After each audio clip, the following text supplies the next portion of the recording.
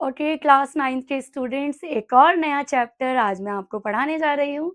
Third chapter आपकी new वाली SST book का, जिसका नाम है एटमॉस्फेयर एंड क्लाइमेट। चैप्टर बहुत इजी है, बहुत ही सिंपल लैंग्वेज में मैं आपको बड़े ही आराम से पूरा चैप्टर समझा दूंगी।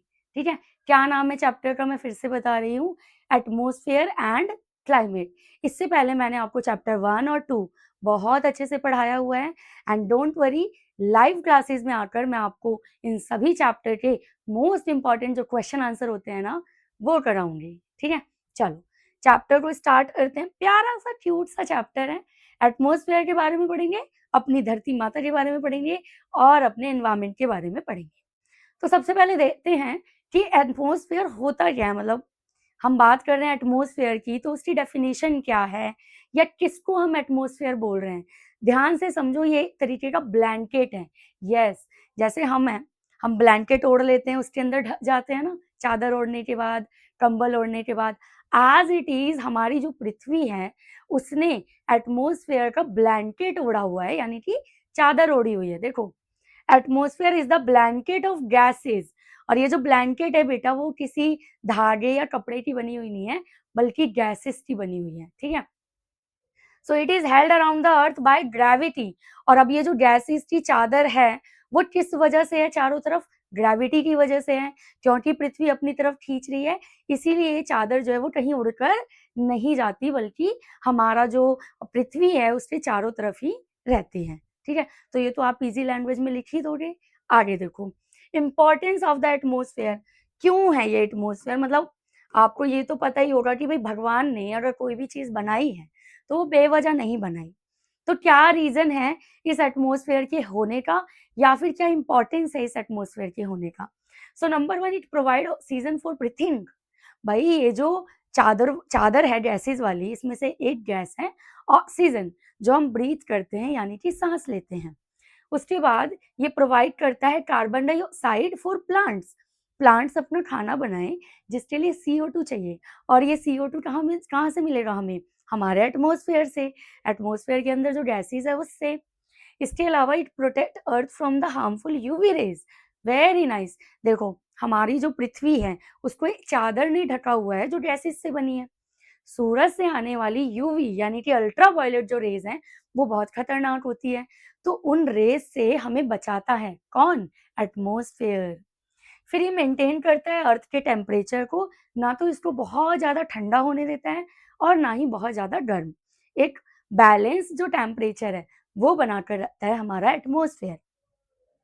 ये हमारे वेदर और क्लाइमेट को पॉसिबल बनाता है हमारी पृथ्वी के अंदर, ताकि डिफरेंट डिफरेंट वेदर्स को हम इंजॉय कर सके और जहाँ की जो भी क्लाइमेट है वो बरकरार रह सके। ठीक है, और it prevent extreme temperature differences. जैसा कि मैंने बताया, ना ही ये टेम्परेचर को बहुत हाई होने देता है और ना ही बहुत ज़्यादा लो होने देता है।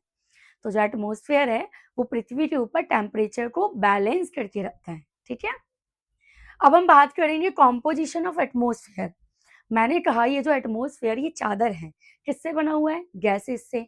तो देखते हैं कॉम्पोजिशन ऑफ द गैसेस, कि कौन कौन सी गैसेस और कितनी मात्रा में हमारे एटमॉस्फेयर में मौजूद हैं। सबसे पहले मैं बात करूंगी नाइट्रोजन की, और ये बहुत ज्यादा मात्रा में हमारे एटमॉस्फेयर में मौजूद है, जो कि परसेंटेज अगर बताई जाए तो 78% है। अब हम बात करते हैं ऑक्सीजन की। So it is 21% in our environment या एटमोसफेयर। आर्गन 0.93% है। कार्बन डाइऑक्साइड 0.04% है। इसके अलावा अदर गैसेस जो है वो 0.0% है। बट ध्यान रखना कि हमारा जो एटमॉस्फेयर है उसमें वाटर वेपर्स भी होते हैं। ठीक है, ये लिखा कि वाटर वेपर्स और इसके अलावा जो डस्ट पार्टिकल है, जो गंदगी हम यहाँ पे कर रहे हैं, वो भी हमारे एटमॉस्फेयर में ही जाकर मिक्स हो रही है। ओके, इंपॉर्टेंस यहाँ पे मैंने फिर से बता देती हूँ। नाइट्रोजन जो गैस है वो प्लांट के ग्रोथ में हेल्प करता है, क्योंकि ये रूट्स जो होती है उसमें नाइट्रोजन फिक्सेशन का काम करता है। ऑक्सीजन हमारे रेस्पिरेशन के लिए जरूरत है। कार्बन डाइऑक्साइड फोटोसिंथेसिस, जिससे कि हमारा जो प्लांट है वो अपना खाना बनाता है। वाटर वेपर क्लाउड और रेनफॉल के लिए जरूरी है। तो ये जो एटमॉस्फेयर है, ये जो चादर है जिसमें इतनी सारी गैसेस हैं, उसमें हर एक गैस की अपनी एक इम्पोर्टेंस है। ठीक है, समझ आ रही है कि क्या है एटमॉस्फेयर? चलो, अब हम देखेंगे स्ट्रक्चर ऑफ एटमॉस्फेयर कि ये जो हमारा एटमॉस्फेयर है ये पूरा दिखता कैसा है, इसका स्ट्रक्चर कैसा है। यहाँ से क्वेश्चन 100% आएगा और ये बहुत ही इंपॉर्टेंट भी है। अगर मैं बात करूं पृथ्वी की, तो इसको एक चादर ने घेरा हुआ है। ठीक है, ये चादर है और ये बहुत ही मोटी चादर है, एटमॉस्फेयर की बहुत ही मोटी लेयर है। अब हम इस लेयर्स को डिवाइड करेंगे। पहली लेयर आएगी जिसे हम कहते हैं ट्रोपोस्फेयर। क्या कहते हैं? ट्रोपोस्फेयर। और ये हमें मिलेगी पृथ्वी से 0 से लेकर 12 किलोमीटर तक। ठीक है, सबसे लोवेस्ट लेयर मानी जाती है, सबसे इंपॉर्टेंट लेयर मानी जाती है। देखो, लोवेस्ट लेयर है। वेदर चेंजेस अकर हियर, यहीं पर जितने भी वेदर्स हैं वो चेंज होंगे, गर्मी, सर्दी, बारिश, ये सब आपको ट्रोपोस्फेयर में ही दिखेगा। उसके ऊपर चले जाओगे, नो वेदर चेंज। यहीं पर वाटर वेपर्स होते हैं, टेम्परेचर डिक्रीज विद हाइट।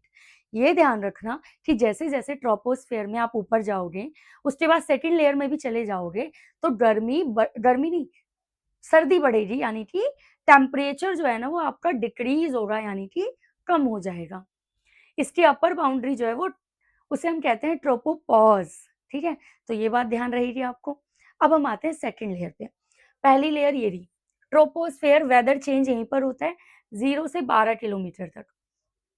इसके बाद हमारा आता है स्ट्रेटोस्फेयर, जो 12 से 50 किलोमीटर तक की इसकी हाइट जो है वो होती है, और ये कंटेन करता है ओजोन लेयर। सबसे इंपॉर्टेंट चीज एमसीक्यू में आएगा कि ओजोन लेयर एटमॉस्फेयर के कौन से लेयर में है, तो आपको बताना है स्ट्रेटोस्फेयर में।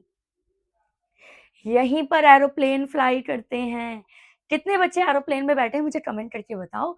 और अब आपको पता चल गया है कि जब आप एरोप्लेन में बैठे थे और जो एरोप्लेन फ्लाई कर रहा था, वो जा रहा था ट्रोपोस्फेयर के ऊपर, स्ट्रेटोस्फेयर के अंदर। ठीक है, यहाँ पर टेम्परेचर इंक्रीज होता है विद द हाइट, और इसकी जो अपर बाउंड्री उसे हम कहते हैं स्ट्रेपोपॉज। ठीक, इसके बाद ये हो गया स्ट्रेटोस्फेयर। एक और हमारी लेयर आती है जिसे हम कहते हैं मेसोस्फेयर। क्या कहते हैं?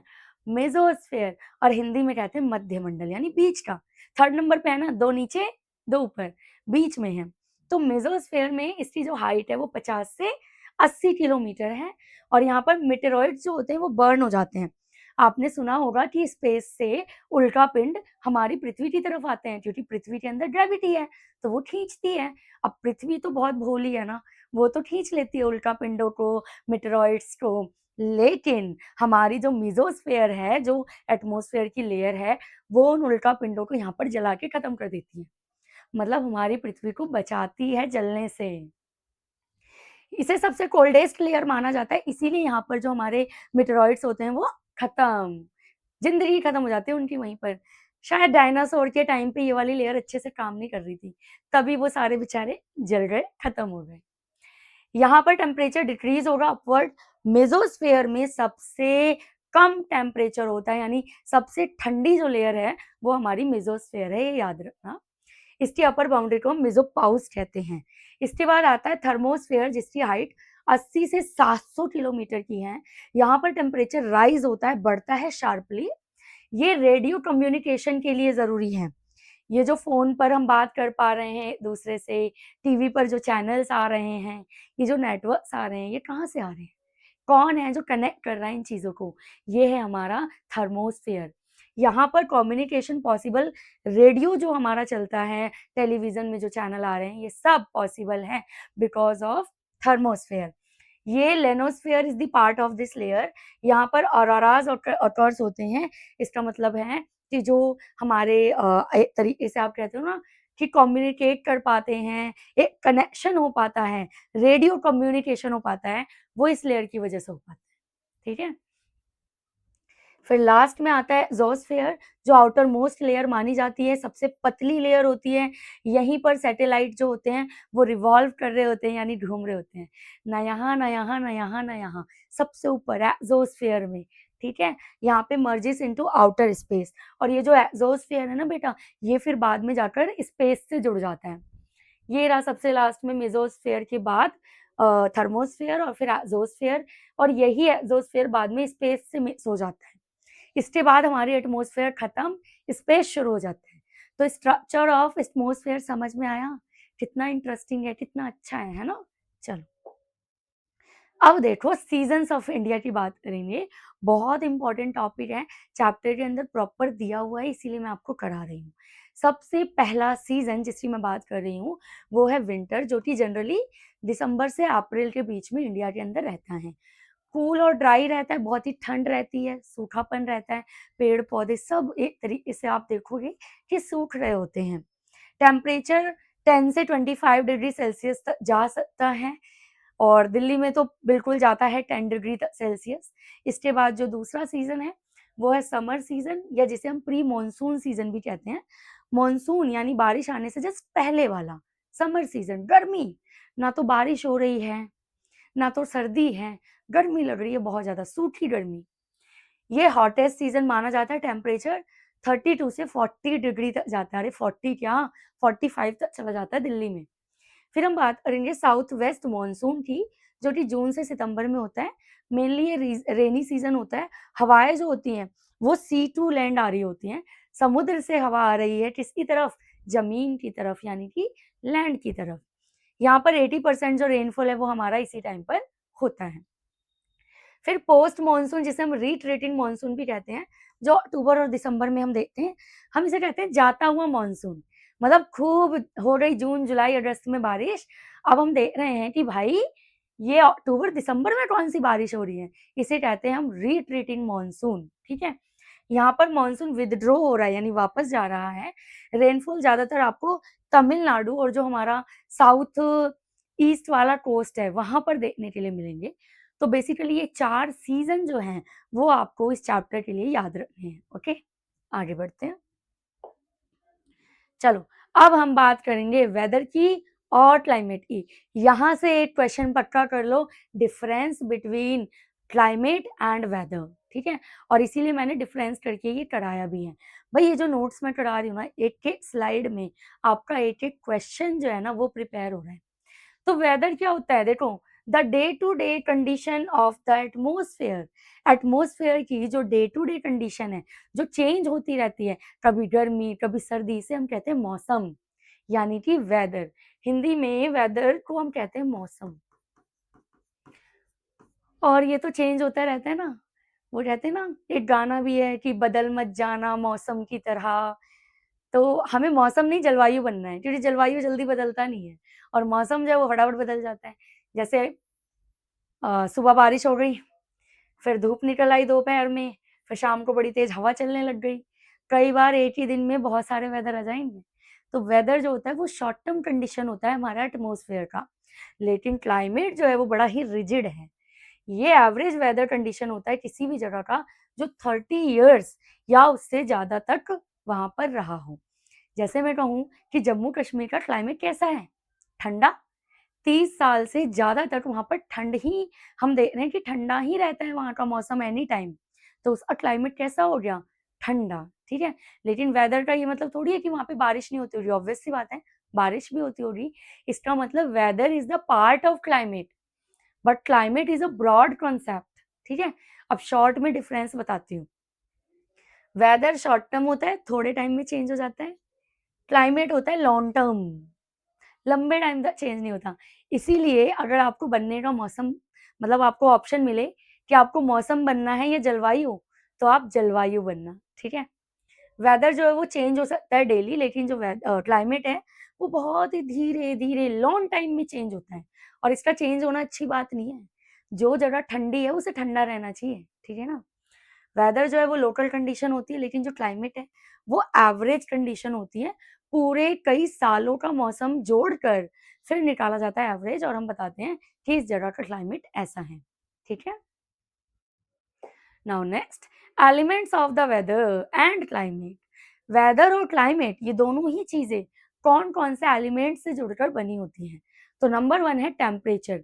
चाहे बेटा वेदर की बात करूं या क्लाइमेट की, वेदर इन दोनों में इंक्लूड होता है टेम्परेचर, जिसे हम हिंदी में क्या कहते हैं, तापमान।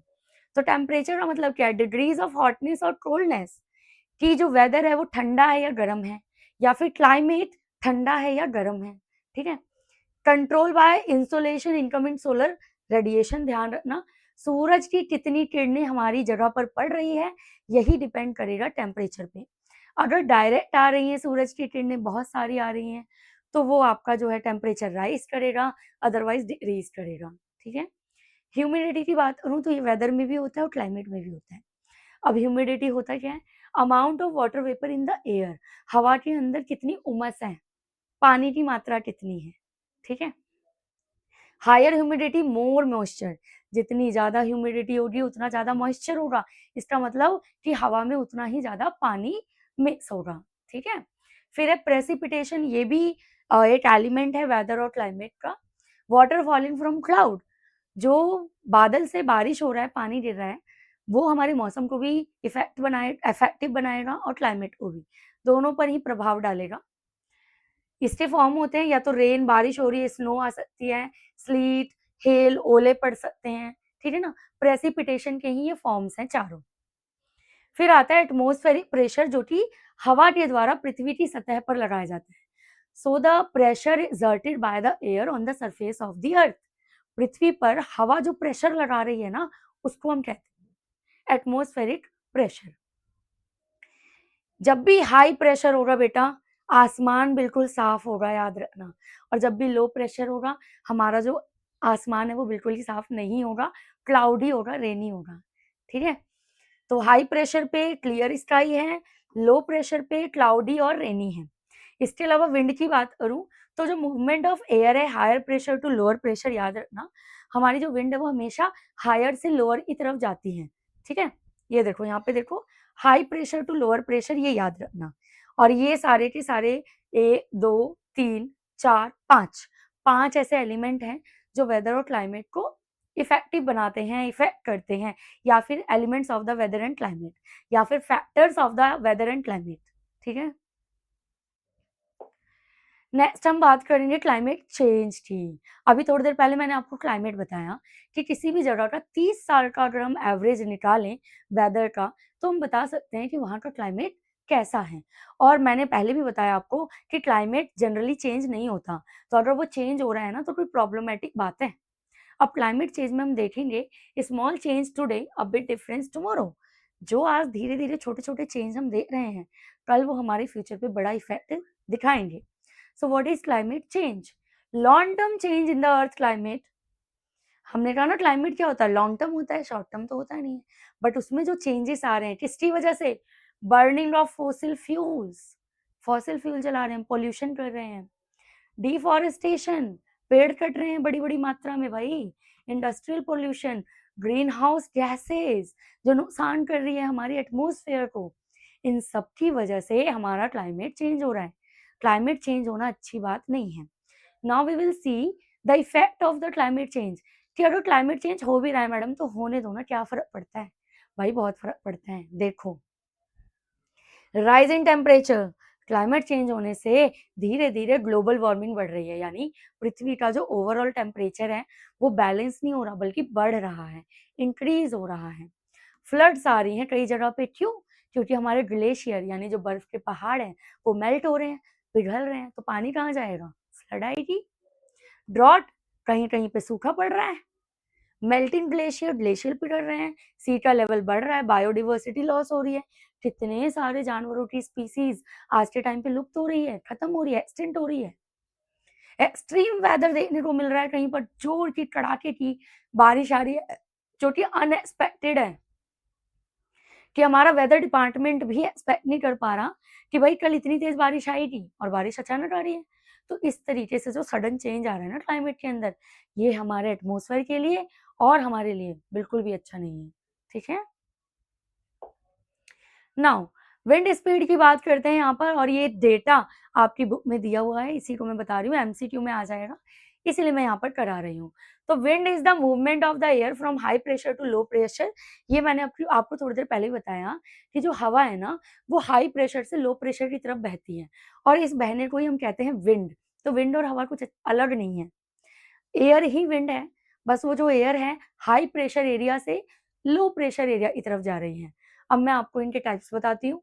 अगर हवा बहुत ही काम है, प्यारी प्यारी मीठी मीठी हवा चल रही है, तो उसकी स्पीड होगी 0 से 1 किलोमीटर पर आवर, बहुत धीरे। कोई जल्दीबाजी नहीं, आराम से हवा चल रही है। वहीं लाइट ब्रीज, हल्की ब्रीज की बात करूँ तो 6 से 11 किलोमीटर प्रति आवर के हिसाब से जो हवा है वो चलेगी। स्ट्रॉन्ग ब्रीज में भाई 39 टू 49 किलोमीटर पर आवर जो हवा है वो चल रही होती है, बहुत तेज होती है।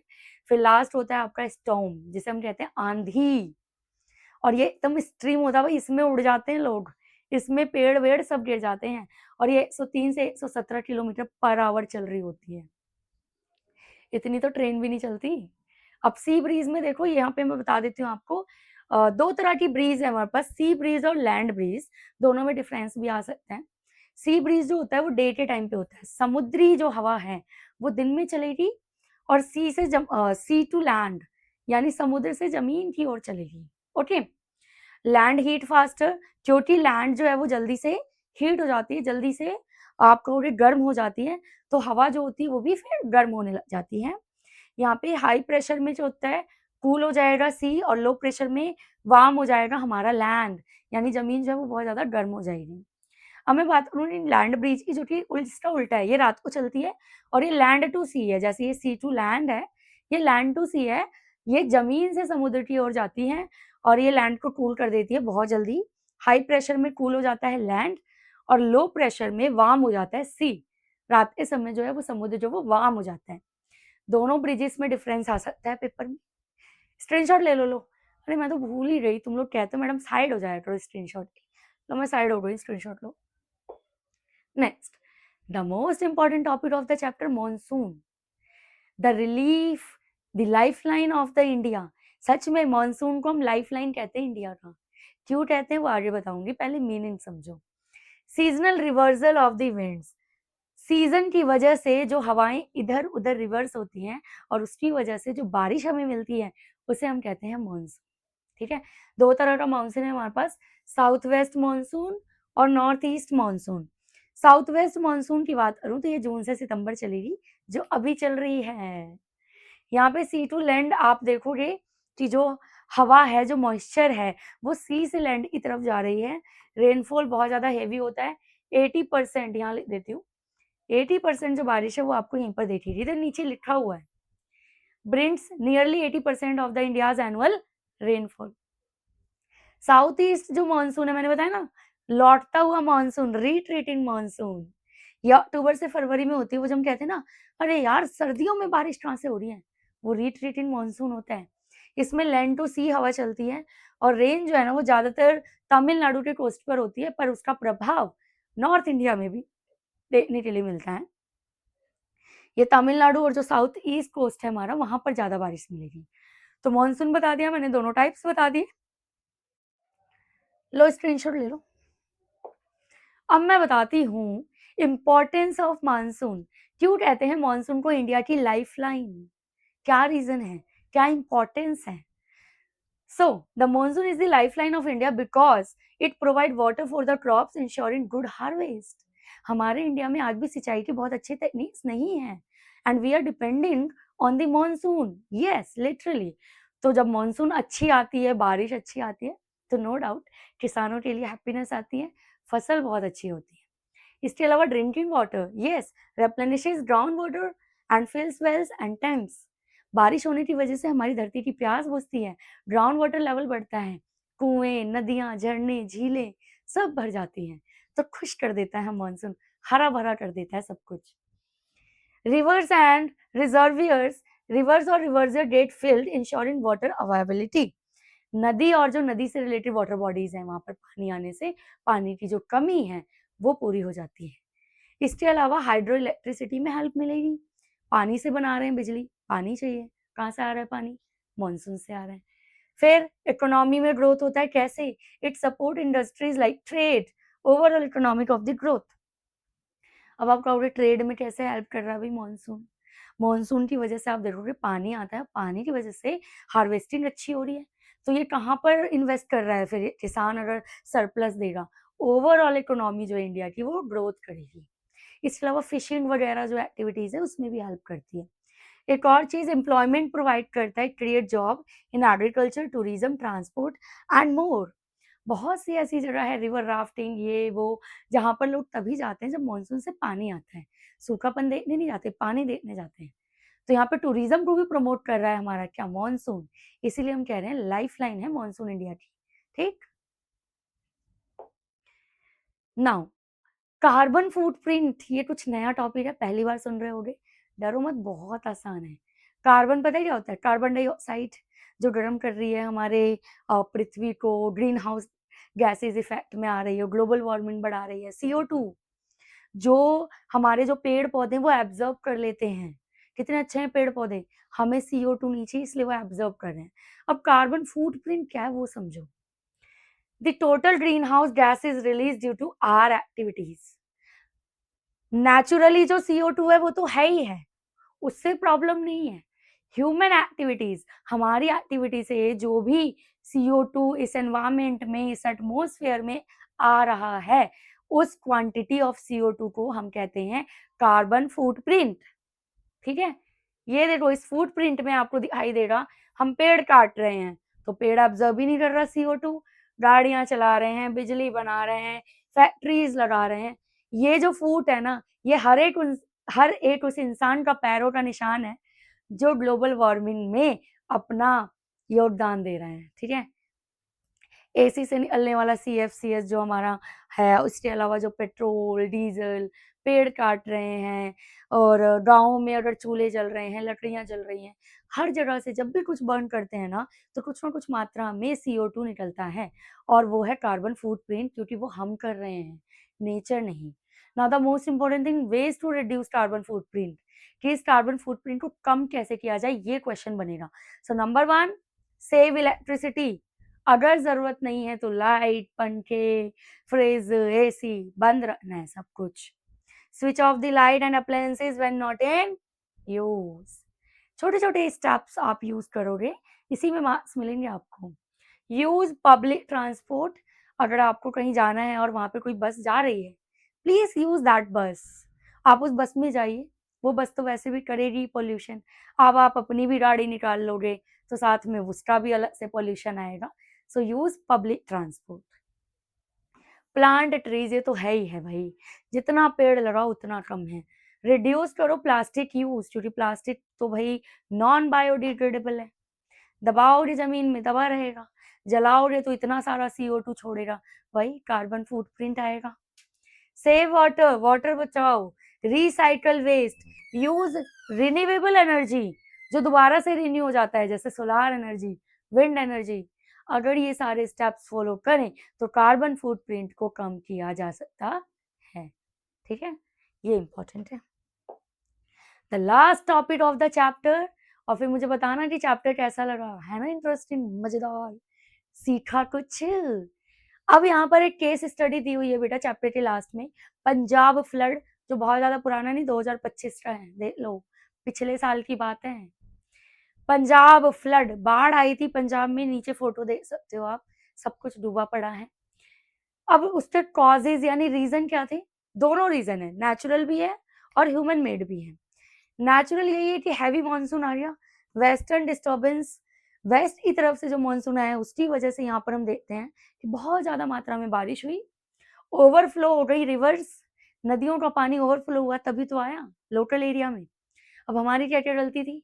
वीक एम्बेटमेंट्स, हमारा इंफ्रास्ट्रक्चर इतना वीक था कि वो झेल ही नहीं पा रहा है चीजें। गवर्नमेंट काम कर रही है, ब्रिजेस बना रही है, पता नहीं क्या ही कर रही है government. Encroachment on flood plains, अगर हम देखें कि अगर फ्लड आने वाला था तो लोगों को पहले से हम प्रेडिक्ट ही नहीं कर पाए, जिससे कि जो नुकसान है उसे कम किया जा सकता था। पुअर ड्रेनेज सिस्टम, अरे चलो बाढ़ आ भी रही है, पानी आ भी रहा है लोकल एरिया में, तो अगर हमारा ड्रेनेज सिस्टम अच्छा होता तो वो पानी निकल भी तो जाता, हमारा ड्रेनेज सिस्टम ही अच्छा नहीं था, एक ये रीजन हो गया। डिफॉरेस्टेशन तो है ही है भाई रीजन, पेड़ इतना काट रहे हैं हम, अगर पेड़ होते तो क्या पता वो अपनी जड़ों में कुछ तो पानी सोखते, बाढ़ आने से रोकने की पूरी कोशिश करते, पर बेचारे पेड़ ही नहीं रहे, हमने तो पेड़ भी काट दिए। So these were the causes, natural भी और मैन मेड भी। अब मैं बताती हूँ इफेक्ट, क्या फर्क पड़ा इस बाढ़ के आने से और हमने क्या सीखा। लॉस ऑफ लाइफ, बहुत सारी जिंदगियां बर्बाद हो गई, क्रॉप्स डैमेज हो गया, रोड और ब्रिजेस टूट गए, लाइव स्टॉक लॉस हुआ भाई, अपने साथ साथ हमने जानवरों का भी नुकसान किया, वाटर बोर्न डिजीज हुई, इकोनॉमी लॉस हुई हमारे पंजाब की और ओवरऑल इंडिया की।